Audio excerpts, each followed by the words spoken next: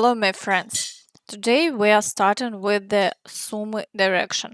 Despite the fact that the Russians haven't established control in the village of Ryzhivka and only a reconnaissance group entered, the threat of an invasion remains, leading to a mandatory evacuation order for residents of 8 settlements.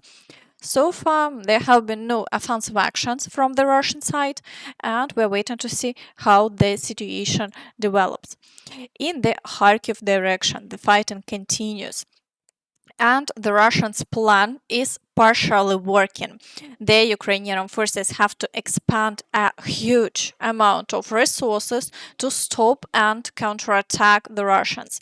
These resources could have been used on other fronts, but they have to be allocated here. This was Putin's insidious plan.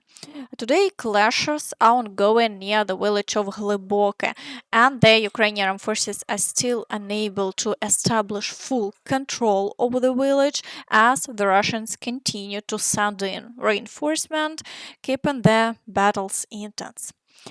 In the Vovchansk area, fighting is ongoing as well. Here, the occupiers are attempting to reclaim the lost part of Vovchansk and are also trying to break through to the village of Tyche.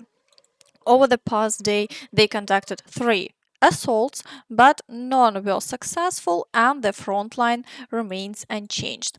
In the Kupiansk direction, the occupiers carried out 10 assaults. The main fighting is concentrated around Synkivka, Petropavlivka and Pishchane. Shelling continues, targeting both Kupiansk and the frontline settlements. In the Svatove area, the occupiers conducted 4 assaults near Hrekivka over the past day and continue their attempts to break through. However, no new attacks have been recorded along the front line and there are no changes. In the Kreminna direction, the occupiers are assaulting Nevske and Terny. Over the past day, they carried out 5 assaults but achieved no success. The Ukrainian Armed Forces managed to repel all attacks and the front line remains unchanged. In the Siversk direction, attempts to break through near the village of Verkhnyo-Kamensk continue, but they have had no success. The front line hasn't changed over the past day, and it's evident that the activity here has decreased. The Russians are preparing for a new wave of attacks and are regrouping. In the Chasiv Yar direction, battles are ongoing in the area of Andriivka. The Russians are making every effort to stretch the southern flank, but they are not succeeding. The Ukrainian forces are maintaining their defense, though it's very challenging to do so. In Chasiv Yar itself, the occupiers periodically break through to the outskirts, but the Ukrainian forces keep the situation under control and destroy the advancing groups. In the Pokrovsk direction, the situation is the most challenging across the entire front line. There have been 29 assaults in the past 24 hours, indicating the highest level of activity in this area. The occupiers are throwing all their forces into breaking through around the village of Novoalexandrivka. They seem to be making progress, albeit slowly. And after the latest advances, the distance to the highway is now 7.5 kilometers, down from 8.5 kilometers previously. It's evident that they are gradually moving toward their primary objective, cutting off the Pokrovsk-Kostiantynivka highway. And similarly, fierce battles continue around the villages of Sokil and Yevhenivka. Videos have emerged showing Russian forces present in these villages being targeted and destroyed by the Ukrainian armed forces using drones. The Russians also attempted to advance further in the area of Novopokrovsk. This indicates their intent to secure this section of the front line up to the water barrier and to approach the village of Progress closely.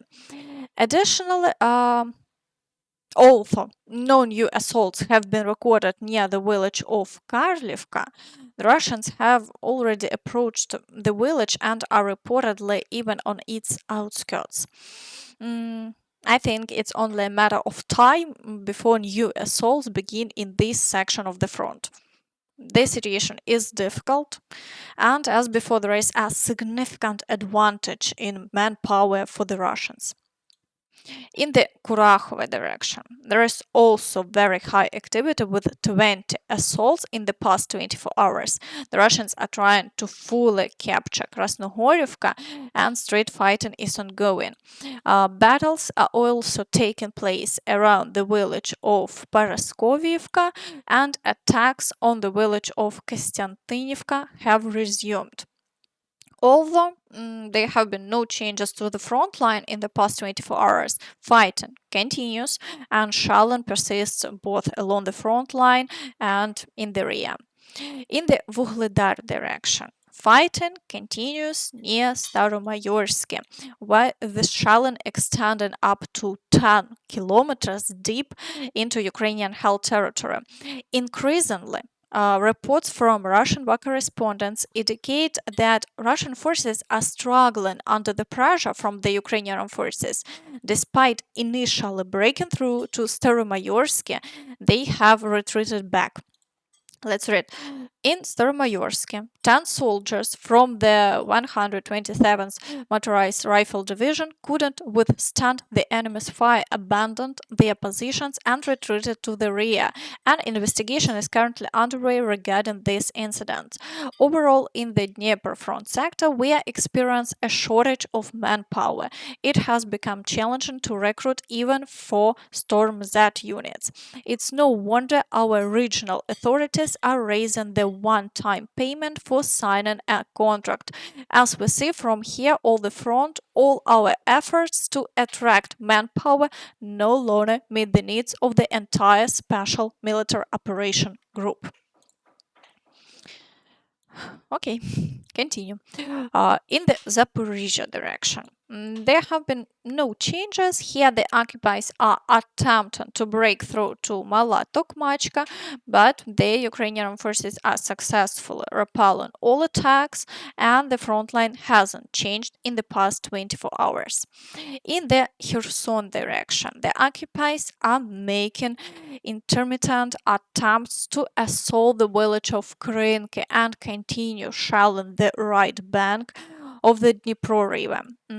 The village of Kreminna itself is also being targeted by Russian artillery and drones. Consequently, the situation remains extremely tense, even though there have been no changes in the front line. And many people, I think, have likely seen Putin's statement that he wants the Ukrainian forces to retreat and simply give up the Kherson, Zaporizhzhia, Donetsk, and Luhansk regions. However, even Russian correspondents understand that Ukraine will not back down. Therefore, to achieve the objectives set by Putin, many more thousands of Russian soldiers will have to die. Additionally, Zelensky commented on Putin's statement. Замороженого конфлікту меседжі ті самі, як у Гітлера, який казав, 100 років не пройшло, який казав, що дайте мені частину Чехословакії і на цьому все закінчить. Ні, це брехня історична.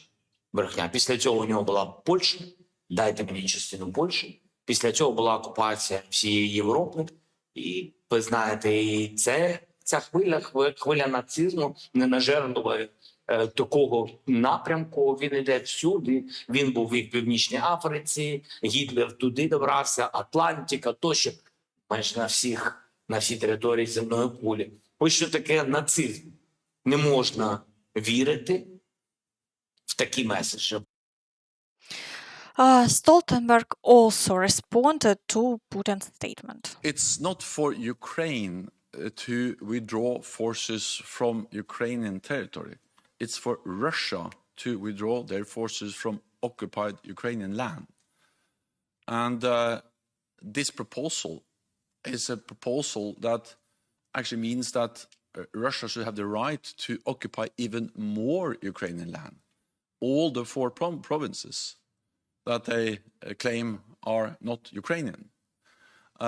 So this just demonstrates that this is not a proposal made in good faith, but this is a proposal that actually means that Russia should achieve their war aims by also expecting, or expecting that Ukraine should give up significantly more land. As we can see, no one is planning to hand Ukraine over to Putin. Today, this is confirmed by the growing support. Every day, more and more new packages of military aid are arriving in Ukraine. This means that the destruction of Russian forces continues, and until Putin stops, the destruction will only intensify. The arrival of the F-16s is not far off, and this will bring even more hell for the Russian occupiers. Overall, it's clear that Putin remains in a significant disadvantage, so we will wait to see how events unfold. And that's all from me.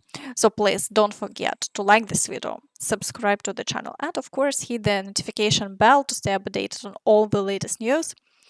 Thank you for watching and see you next time. Bye bye.